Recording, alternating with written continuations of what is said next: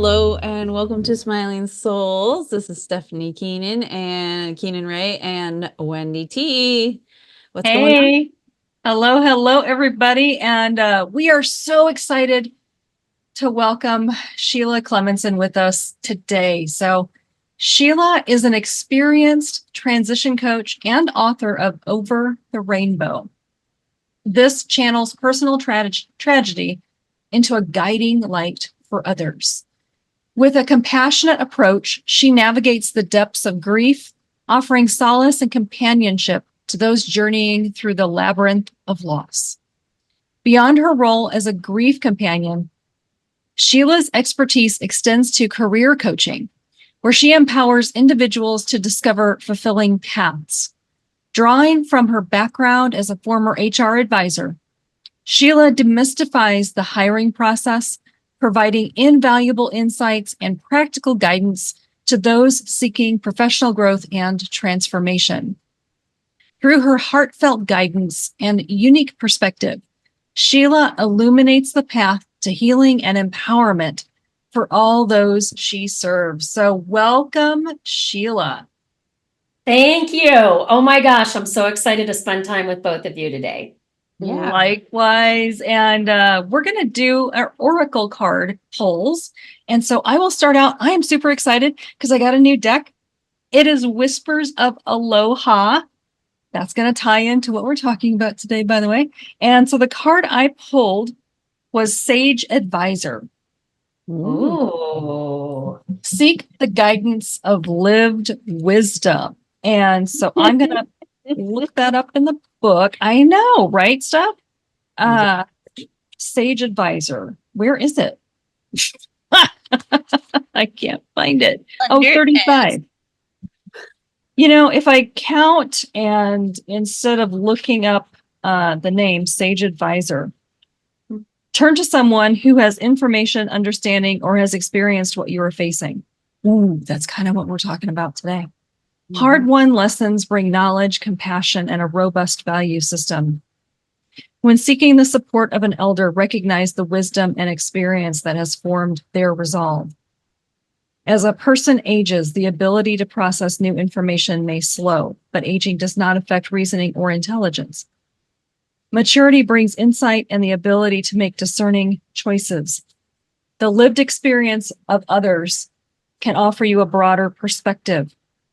Like visiting someone with a time machine, the stories of an elder can transport you to another world. It can be fascinating to listen to their trials, tribulations, and achievements. You might find some pearls, inspiration, or something to ponder. You might also be reminded of what is important for today and your tomorrows. A beautiful woman smiles with happiness. Her neck is adorned with a shell lay. The shells represent transcendent wisdom and enlightenment.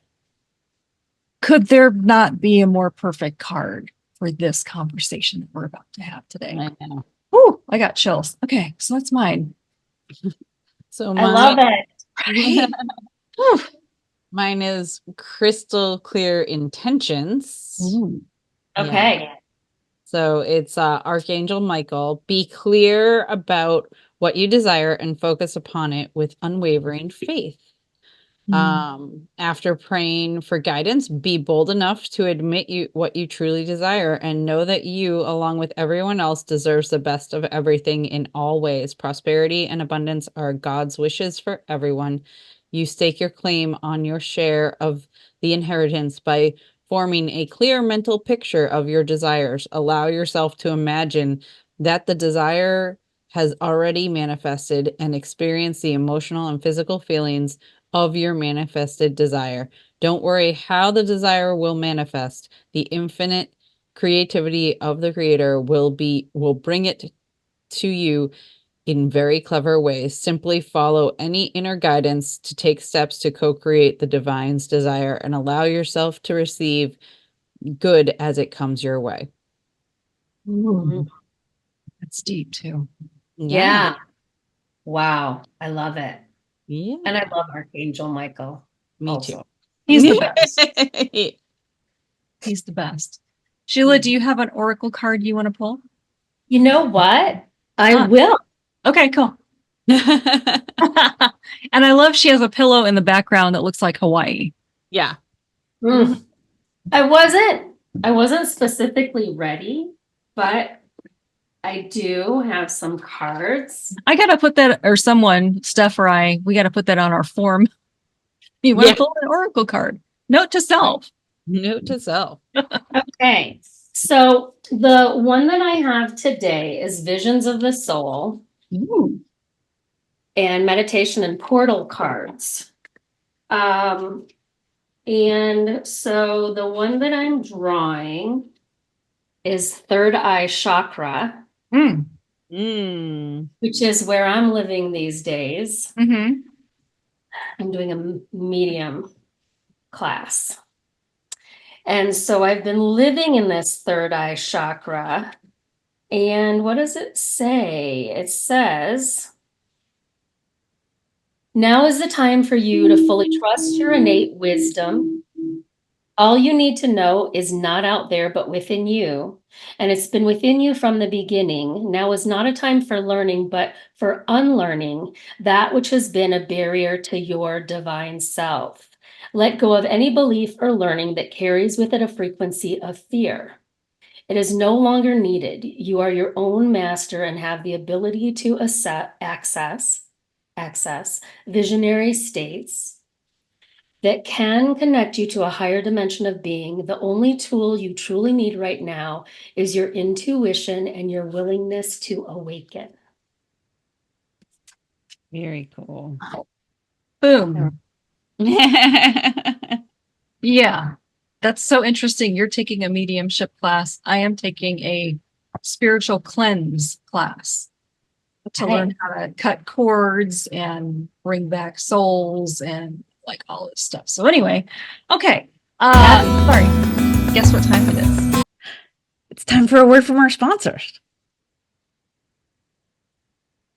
Hey everybody. Got a question for you. Have you ever felt like you don't deserve to put the oxygen mask on yourself first because you don't feel worthy to take care of yourself? I'm here to tell you from personal experience that as a result of that, you're probably experiencing burnout if you are not already, because that's for sure what happened to me. Mm-hmm. And so I have a solution for you, and it's really easy and it's fun and it's actually kind of beautiful. I created this journal for you. And so this journal is your self-care sanctuary, right? Mm-hmm. And inside, I've got some journaling prompts. Actually, I've got 30 days of journaling prompts. So you get in there and it's not like, I don't know what to write. You're directed, right, to write.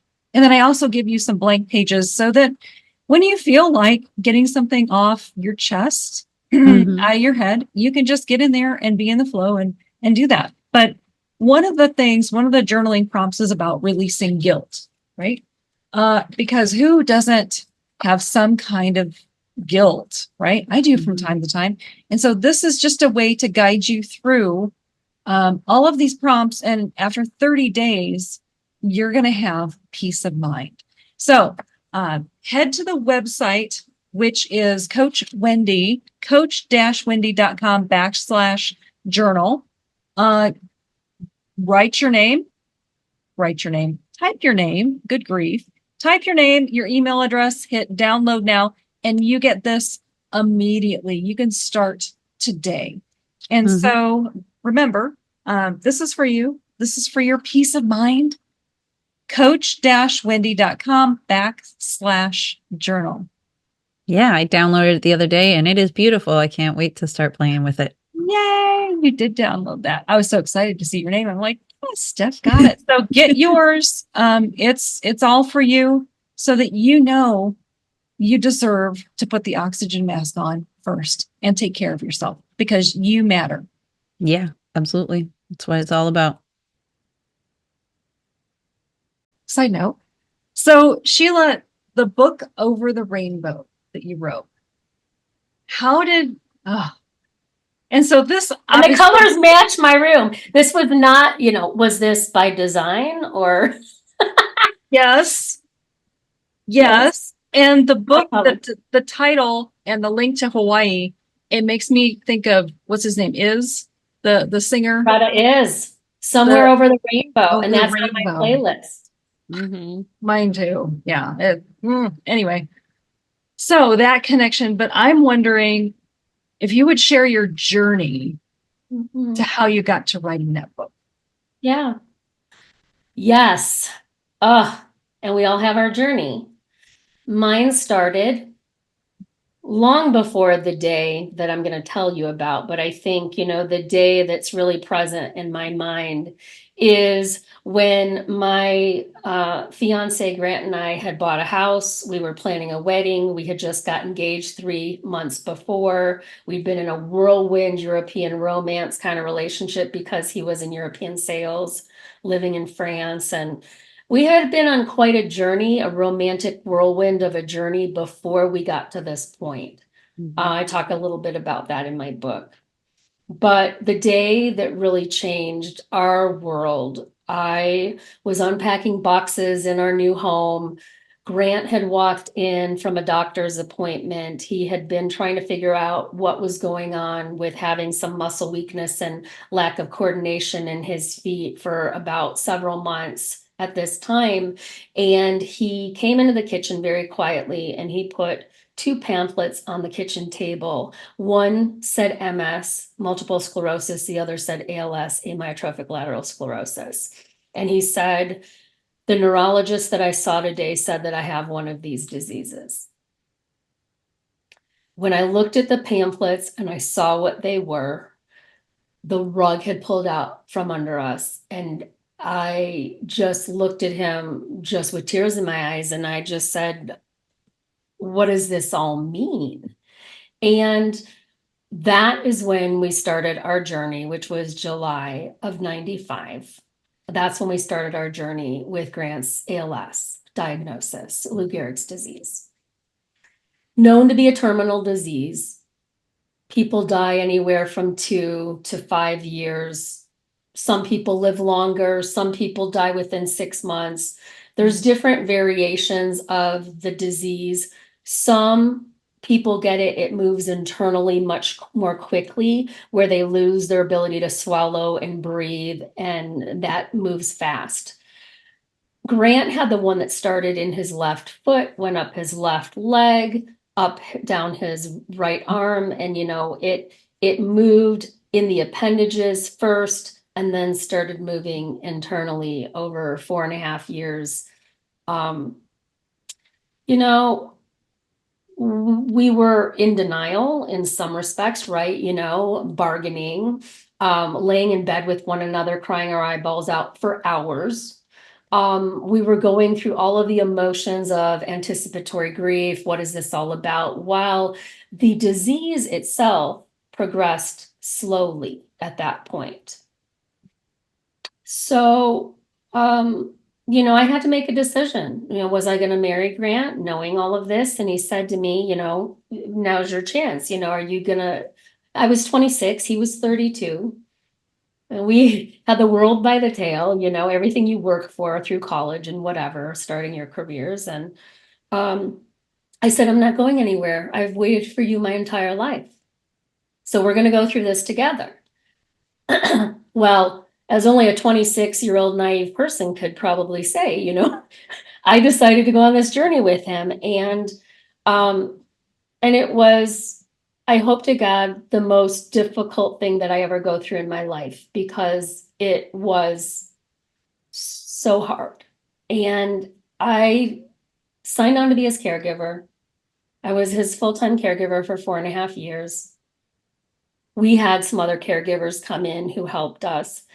But, we were kind of flying through the dark trying to figure it out with the help of medical professionals, and, working diagnoses is kind of what they do, right? And so we were navigating this journey. I was becoming a medical social worker. I never got the degree, but I had all of the experience in navigating his journey with the debilitating disease is only going to get worse. And so that's how our journey started. we had months of living together in Europe and some really glorious times. And I would look back on those and go, that was what we needed to solidify our relationship to move us forward to where we are now, right? And so we got married in March of 1996. That was July of 95. I married him. He had a cane. He was starting to experience all the limitations. And, things progressed over time. I started doing more things for him, compensating for things he couldn't do. And then in summer of 1997, he said, I'm not going to be able to do this international sales job that I've been promoted to any longer. And I am going to need to find someone to replace me and take an early retirement. And so when we looked at what that looked like, and we had gotten married, we got engaged on Secret Beach, we had gotten married on the island of Kauai. All of that is in this book. And the Kauai connection is there because my husband Grant had been going since he was 15 years old with his parents who had timeshares on the island. So he had a connection to Kauai. He took me there the first time and we got engaged there. We decided to have a wedding there. And then when it was time to retire, we decided to move there. Now, how realistic would it be to move to Kauai now? Not at all. But then it was 5 years after Hurricane Iniki hit. The island was devastated. We could rent a 3-bedroom, 2-bath home for $500 a month. Wow. And the law in Hawaii was such that through Blue Cross Blue Shield of Hawaii, if you worked part-time, you could get full-time health benefits. Mm-hmm. I ended up getting a part-time job in a clothing store working for a friend, and I covered all of our health insurance benefits. So I want to say that, the island opened and embraced us through this experience. And we came in, we connected with all of the resources and everything that we needed, and the island welcomed us to stay, right? Things just fell into place. We did have a little bit of a nest egg because Grant was in international business and sales, and he was a smart financial guy. We had a little bit of a nest egg, not a lot, but enough to make this decision and to do this for a short period of time. And moving to Kauai, I mean, my gosh, what an amazing dream. Mm-hmm. And an amazing dream going through the worst experience imaginable in your life. So, it was so hard.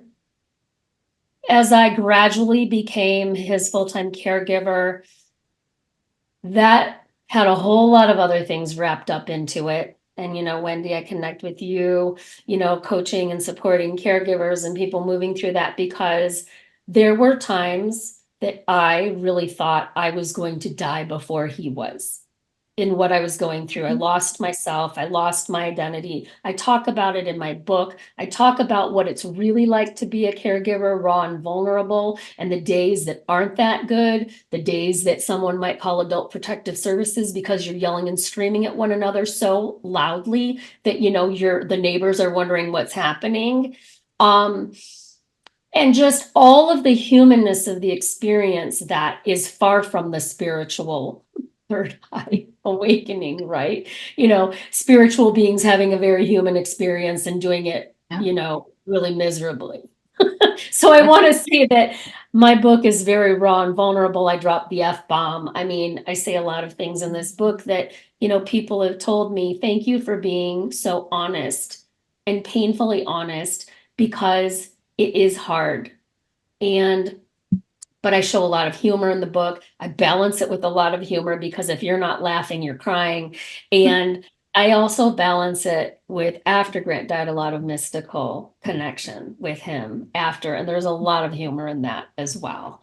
And so, it is a grief journey. But of course, I brought it from the caregiving journey because that's where I started through to today. So it's kind of like a 20-year snapshot of my grief journey over time and rebuilding my life and moving forward. And so hindsight's 2020. I share a lot of those self-reflections of, I was stumbling around in the dark looking for the light switch in my underwear for years.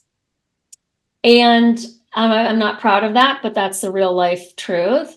And using that to anchor myself in moving forward and where I am now, I think it helps people connect with that. This is messy. It's a really messy process, and it doesn't need to look any particular way. It looks whatever way that it looks for you. And you can find your resilience and you can move through that. And you can be happy. You can be joyful. You can have those moments when you're going through the worst experiences. And if you give yourself permission, you can make it through this successfully, even if that does not look like a possibility at this point in time. Yeah. Girl, the dichotomy between living in Kauai and here's the dream at the same time going through the worst possible thing you can think of. Whew. Yeah. I feel like that's life though, right? Too. It's like, okay, we got yay and crap.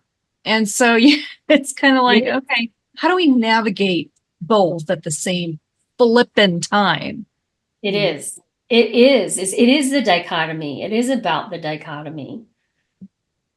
And yeah, how you embrace that in each moment of each day in your presence and in showing up for yourself and other people, being true to yourself and other people, which what can you're be working with and how you balance that. Yeah. And the guilt and all of the emotions that go with that, which are very real, the roller coaster of emotions, the I love you more than life itself and I would do anything for you, but, and I say, but, I can't do this. I can't do that. Yeah. It's against my values. It's against what I'm about. It's against whatever, right?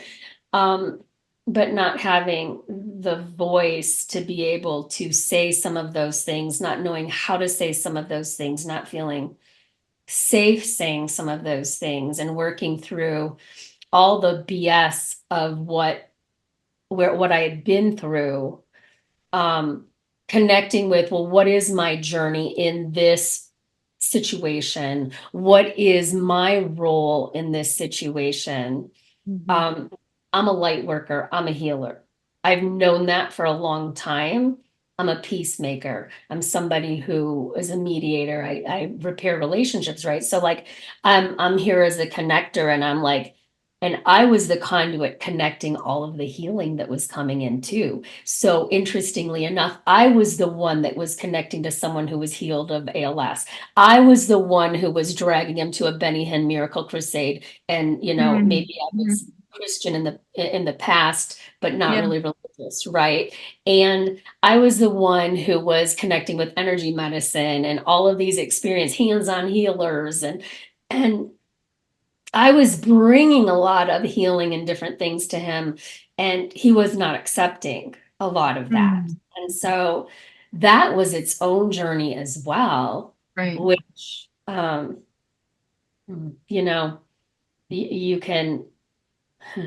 you can kind of feel like, all right, what is my role here in being this caretaker and caregiver and planting seeds and preventing and presenting opportunities and different things like that. And when someone, it's their body and they want to say no, and that's their journey and that's their soulful journey, right? So I want to say the interesting thing about that is I reached out to a psychic at a particular time, and I talk about it in the book. And I said, what is my role in this journey? And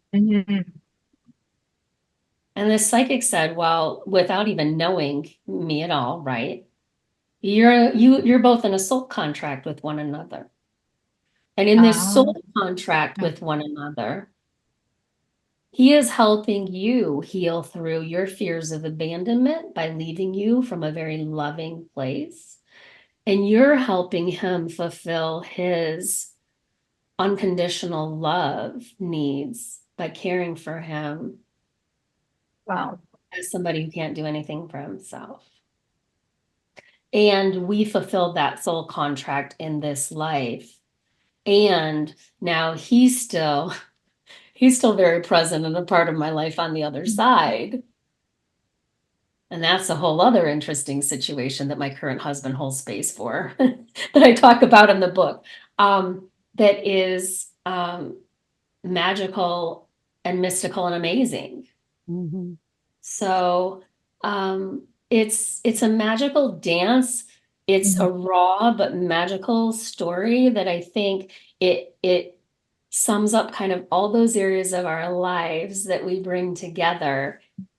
And it empowers us, though. It empowers us through those experiences that we don't think we have any control over to find that grace and that presence and that whatever it is that we need. And most of the time going through it, we don't feel very much like we're even close to those places. So that's, I think, the dichotomy and the challenge. Mm-hmm. How do I have this human experience as a spiritual being, and how do I make sense of this and move forward in the best way possible while I'm failing and I feel like I'm failing miserably? Right. How do I get the help that I need? Mm-hmm. Because I'm going to tell you, you are not going to do this on your own. No one is going to do this on their own. And so it is about, how do I learn how to ask for what I need, to find the resources that I need to get the help that I need so that I can overcome and move forward in a more successful way with my sanity intact and love in my heart. And that's really, I think, the work of what you guys are doing with this podcast, as well as individually and how you're connecting with people. And so I just want to set intention and hold space for people in that place, because it's painful and it's confusing and it's hopeless. Mm-hmm. It's a hopeless place to be. And so Mm-hmm. I think offering that hope and and that spirituality piece, that connection with something other than us, whatever that looks like from a religious place or a spiritual place, is incredibly important. But I think that when people go through that dark night of the soul and they're going through those experiences, they feel like they've been abandoned by that God, spirit, creator, universe, whatever you want to call it. So I think that there is a grieving process going through all of these things, and it's a journey of reconnecting with our faith and finding that within ourselves too.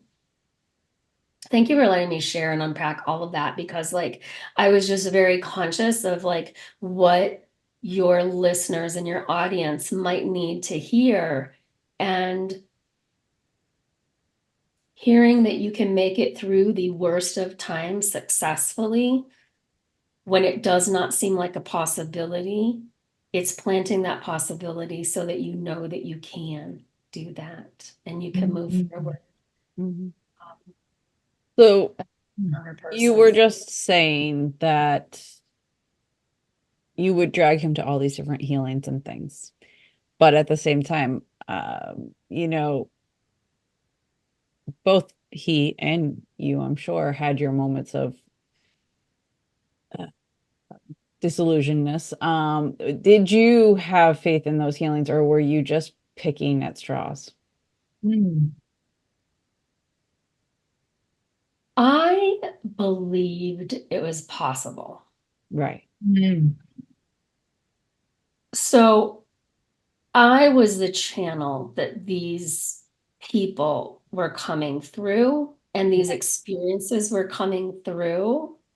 And I would present them to him and say, hey, I saw this program about this hands-on healer, Dean Kraft, who lives in Manhattan. And I talked to the woman in the book that he healed ALS.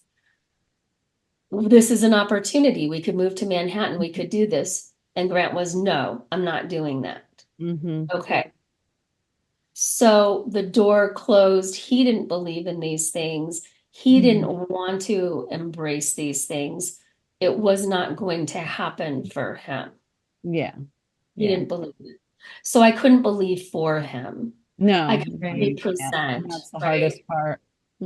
Yes. No, I just was wondering if your faith in it shook a little because of, like you, when you're in that moment, you sometimes are just like, okay, what's the possible thing that might possibly work, right? Right. Instead of like truly believing, you're just like, okay, I've heard this thing helps, and I've heard this thing helps, and I heard this thing helps, and if we eat this helps, and like you just go through all the things. And everyone that knows you is sending you this information, Yeah. right? They want to help. What do you think about this? What do you think about this? I've read studies about this. And ALS is still one of those diseases. They don't know what causes it. Yeah. Right? They don't know what causes it, and they don't know how to treat it. They can help the symptoms. But so we got him into a myotrophin study, and we did actually do the myotrophin study, and he agreed with that, which we think may have elongated his life a bit. The Benny Hinn thing, he wanted to go to Seattle, and he wanted to see Seattle anyway. So like I talked him into going. We stayed with his aunt in Olympia, and we had a really wonderful trip, and he prayed more than he's ever prayed in his life, but there was no I wasn't somebody that was just doing all this, but I'm like, come on, let's just figure it out. Let's just see if something's a possibility. And I did not want to not present what was coming through, right? And and I think there's the people who know about these things ahead of time, and then there's the people that don't know about these things until they're presented with something, and then it's like, well, I don't know about that. You know what I mean? So there's those things too. So and did I really think Benny Hinn healed people? No. But did I think that believing that he could have shifted something? Yes. Right? I think that some of it's that belief. I do think that some people do have a gift, but I do think a lot of that's the placebo effect in our mind also. And so I think that it's a very complicated kind of a thing. People were healed through something. Did they really have ALS? Did they have something else? Did they go into remission? What happens, right? I mean, I want to say that, yes, I'm a believer, but a skeptical believer. And so I think that, we have to be thoughtful about that. And I do think people going through illnesses where they are searching for answers, they're open to a lot of different things and a lot of alternative medicine and a lot of alternative therapies because they're grasping for relief from symptoms. They're grasping for healing, something that will change their circumstances. And, we were very young. A lot of people that do go through this illness have lived a long life. A lot of the time this happens in people's in their 70s, 60s, 70s. And I'm not saying that isn't young. But, we were 32 and 26, right? Like that's usual for it to happen that young, but it does, very much cheated out of the long life that we wanted to have together. So I think it is a little bit different when you've had a long life together. It doesn't make it any easier, but you have had all of those experiences, hopefully, that you have. So you felt cheated. Really cheated. And I say that, in Grant's 37 years, he lived a lifetime in those years. It was almost like maybe some place he knew that he was going to be going through that. And so he was on, overdrive, living as much of this life as he could live while he was here. And that gets into those spiritual places, right? Of, what we unconsciously or subconsciously know or don't know. Yeah. So Steph, should I ask about, because we love laughter and smiles, because smiling souls. So Steph, should I ask about the funny stuff that has happened? Yeah. So Sheila, tell us a funny story. Grant was one of the funniest people that I've ever known. Okay. Really? Grant could have written for Seinfeld and Saturday Night Live. He was so funny as a person that how could he not bring that into his illness and everything that he was going through? Mhm. So the thing that people loved about him was he didn't change who he was being. Oh, He was still funny. He still yeah. just did it different ways, and found different ways to connect with people. So before, to give you a snapshot of kind of who he was when he was healthy, he was very much like, ooh, we're going to go out dancing and we're going to dance to the B-52s. And all of a sudden he jumps down. He's like, my back, come on, let's go have fun. Like he was just like the life wow. of the freaking party. Okay. Yeah. Knowing that about him, he could always tell a funny joke. He could always make somebody laugh. There wasn't anybody who was, he wasn't pretentious in any way. He could go smoke cigarettes with the person on the dock, and he could also have martinis with the CEOs, right? Like he was one of those people. So to plant that seed for how charismatic he was and how fun he was, Right. I think really important, because he carried that through in his best self when he was sick. In his worst self, he became somebody else. And we had to deal with all of that too, which, I was privy to both. But what was funny? What was funny, and how did he find humor? One of the really funny things that happened is he had a caregiver come in. Now, just so you know, in Kauai, we hired caregivers with an ad in the paper. They were not your typical caregivers.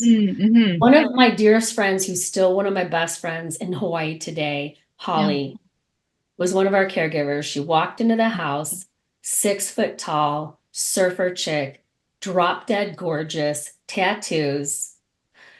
And she walks in, and I'm like, holy shit, my husband's dreams have just come true. How can you not have an absolutely gorgeous, So she walks in and she sits down, and he's looking at her and he goes, all right. So after they have this long conversation, he says, this job is going to require a drug test. She's like, well, I'm going to tell you right now, I'm going to fail. I smoke pot and whatever, da, da, da. And Grant says, you didn't even ask me what the drug test was. She goes, well, what's the drug test? He goes, how fast can you roll a joint? Did not see that one coming. No. So, I mean, like, we had caregivers who were friends. They might take them to the beach. They might just before I come home from work. And, I'm like, okay. So Holly's hanging out one day, and we had like a home care team come in. Well, another fun thing is I come home from work one day and she's like, oh my God, I did it. I wiped his ass and everything was okay. And I'm like, yes, all right. It's kind of like having people come in to help you that are not caregivers, right? Like, I wiped gosh, like everything was all right. Like I did it and it wasn't that weird, and like we're okay, But those are like those crazy moments, right? Where you're like, okay, like congratulations, yay, we had a successful day. You got a good wife, all right. Yes. But one day, I don't know why we had like a home care service come in, and I don't know why. Maybe I needed a little extra help, and somebody was going on vacation or something was going on. And this woman came in, and she was so sterile. And so she had her eyeglass, her goggles on while she's cleaning his teeth and brushing his teeth. And we had people come into our lives that were like friends, right? Like you didn't do anything, right? Yeah. And so, we're looking at this when this is happening, and we're like laughing our asses off because we're like, oh my God. And she's completely sterile and professional in how she's communicating what she's going to do. So Holly goes into the kitchen and she goes, well, let me show you how I give them breakfast. And she goes and she gets half of a papaya, and she comes into the kitchen and she takes, have you seen those really small spoons that they use to eat soft-boiled eggs? Oh, yeah, little teeny tiny things.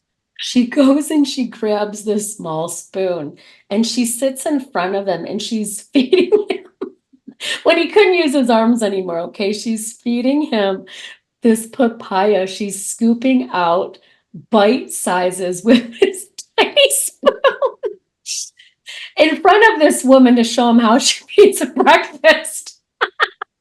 And the two of them are laughing their asses off because, like, they don't normally do this. Like, they're just having these private, funny moments They're with just one having some another. fun at her expense. Oh, completely. Right? Grant would do things too that sometimes, like, he started moving really slow, right? And like people would just stop and look at him. And he had some funny sayings. He looked at somebody and he'd say, if you blink, you'll miss. If you blink, you'll miss me. And, you know, I mean, he just had his way of like, Right. or, you know, like when he couldn't talk a lot anymore, like he would have these sayings, and I call them grantisms. And so, you know, I'd be like, are you okay? Is everything good? And he'd look at me and he'd say, if I had a tail, it would wag. Right? Like, there were certain things that he would like say. And so it was like, he just had like really sweet, funny, or thoughtful things to say in a moment that would break the tension or, you know, kind of shift things up. Right. Stress of a moment to help people feel more better about a situation or better about a very stressful situation, right? And he had a way of doing that. And I know he's really happy with me sharing this because it's important, you know, to just say that, you know, he was the perfectionistic control freak that I had to live with that I talk about in the book that drove me completely out of my mind.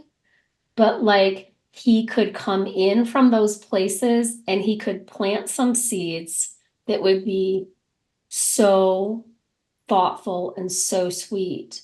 He would have nicknames for me, tiniest angel, munchkin, because I'm barely 5 feet tall. I mean, like he'd have these funny nicknames for me that would just come out from time to time, right? He used to call me the tiny morsel of goodness, so he'd call me his TMG. Aw.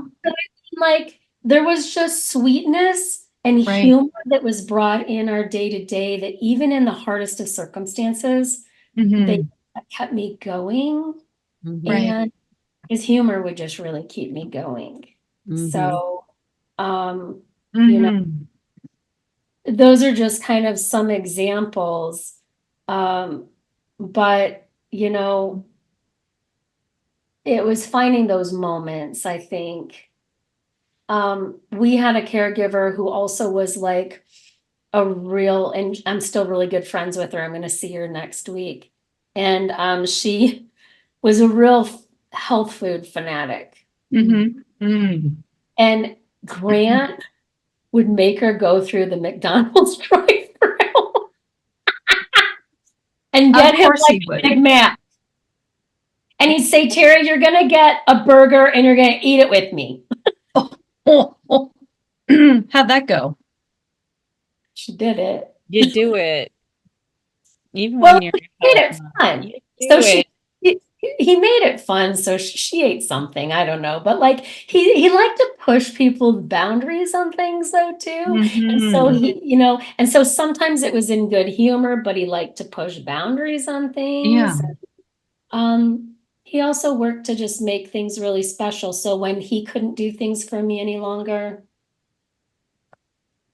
for my 30th birthday, he had one of our caregivers make me pancakes for breakfast and do certain kinds of things. So he was creative at finding other people to do things for me and surprise me through other people. So, and I know not everyone has that, but those were things that I held on to. And so I think it is important for us as the caregiver, caretaker, to really be thoughtful about what we can hold on to in our relationship with that person that brightens and lightens our day, because those things are so important.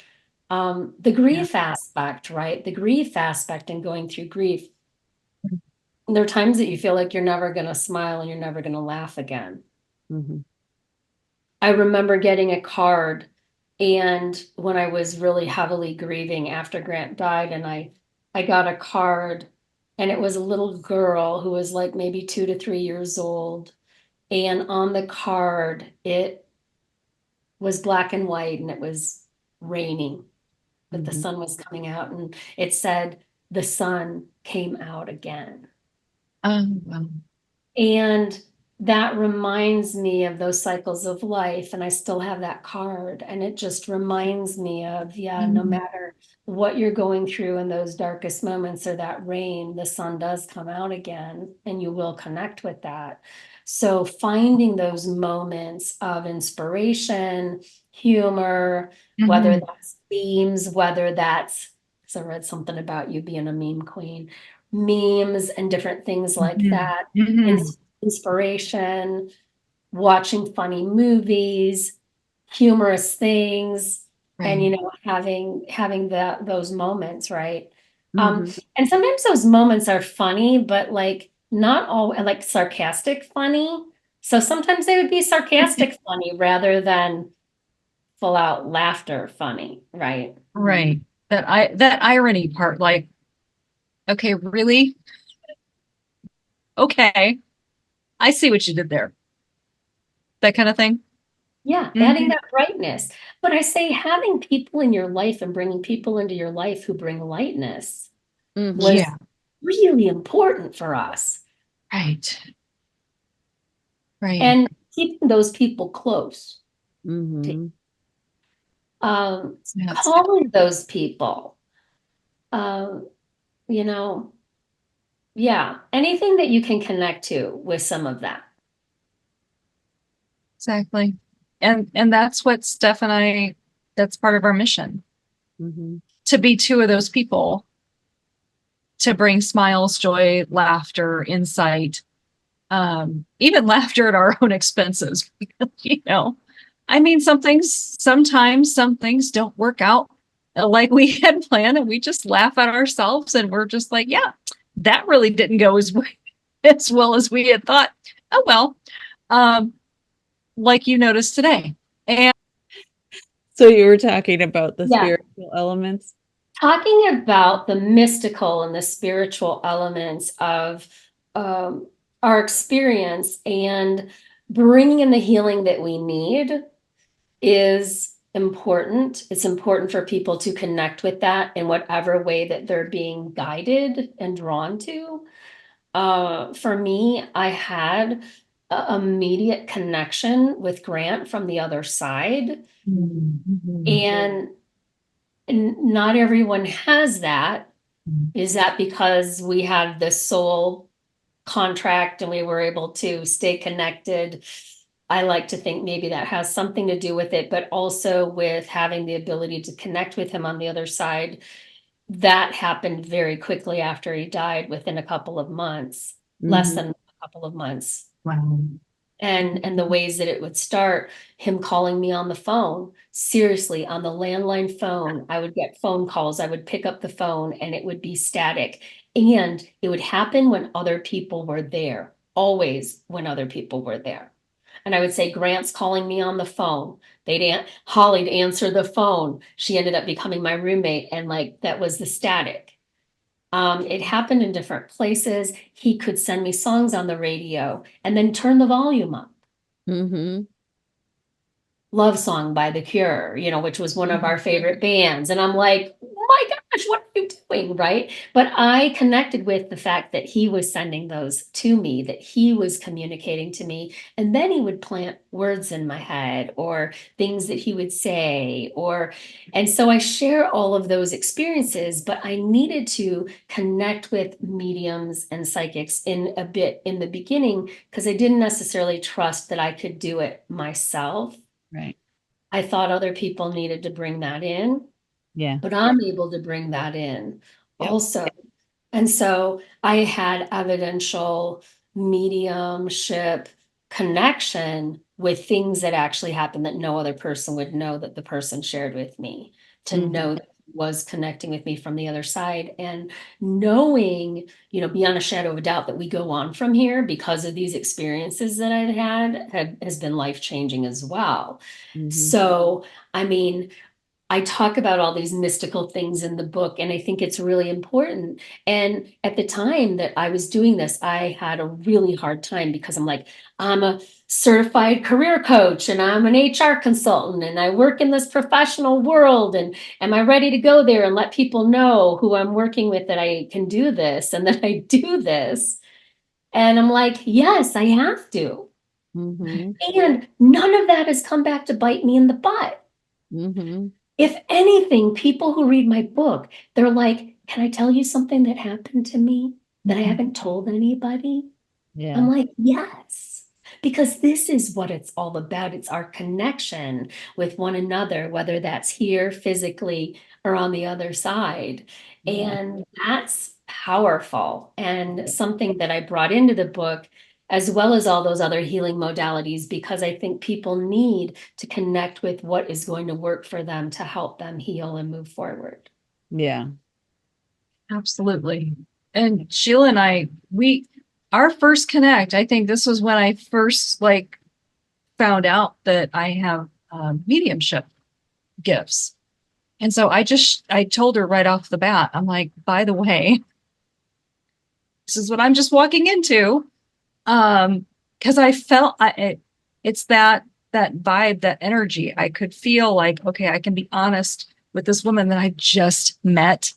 You know, and is it because sometimes you talk to someone and you read their energy and you're like, no, I can't drop this bomb on them.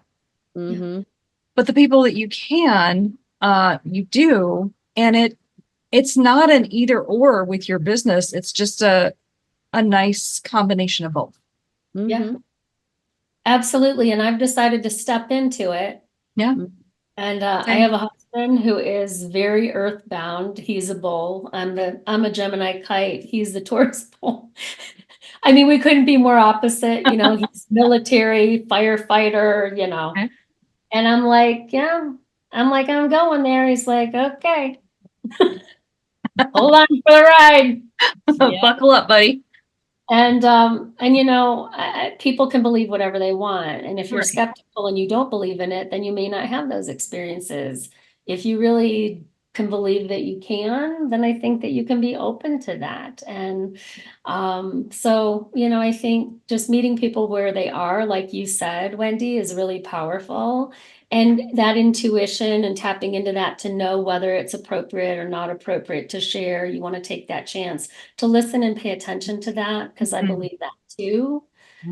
And that's for me, stepping into that. I had a business where I was doing grief coaching, helping people rebuild after they lost their partners. And then I had to stop my business in 2008 when the economy tanked, and I went back into my HR world and ran into that again. I'm kind of bringing together with my career coaching and transitions coaching that with the grief experience, the professional, meaningful, purposeful experience, and they always go together. They always go together. And I found that everybody that I was supporting and helping move forward, there is that meaningful, purposeful work or vocation or purpose that's always tied to that. What did I go through this experience for? To go to do, to show up. And so when I was writing my book, I'm like, why am I not writing the career coaching book? I'm asking spirit, right? Why am I writing the grief book? And every single time I brought a client in who needed help moving forward, who was severely grieving, whether job loss, loss of spouse, divorce, lost best friend. And they're like, I don't need you to be my grief therapist. I need you to help me figure this out. But I need you to hold space for me going through the worst thing imaginable. And I have to show up as my best self. How do I do this? So this is kind of what I'm helping people do. And I think all of those healing modalities, anything that you can bring in from your toolbox to help support these people, your clients on their journey is really important. And so, I think our arsenal and our toolbox is deep. Yeah.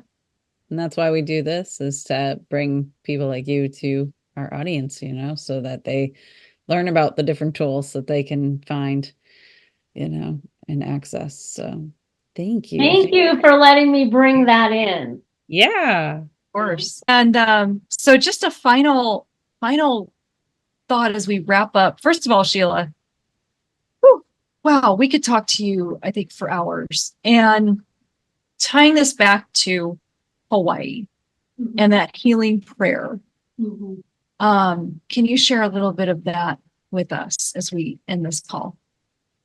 So when I kind of just say what I wrote for my book, I kind of put a prayer on one of my bookmarks, and I created this. I love it. And so if I can share that, that would be great. Yes, please. All right. So I thought of Kauai and my experience on Kauai and physically really being in that place, and to give people an experience of that in this moment. I say, may the sun kiss your face and dry your tears. May a gentle breeze caress your cheek like the touch of your loved one. May your peaks sustain you through your valleys. May you walk with footprints on the beach and know you are not alone. May the intensity of the waves subside to exhilarate and refresh you. And may you see your loved one smile in every rainbow. Wow. Well, thank you so much, Sheila, for saying yes to joining us. And we'll see you next time on Smiling Souls. Yeah, thank you for sharing your story. Thank you. You're welcome. Have a good one. See you next time. Okay.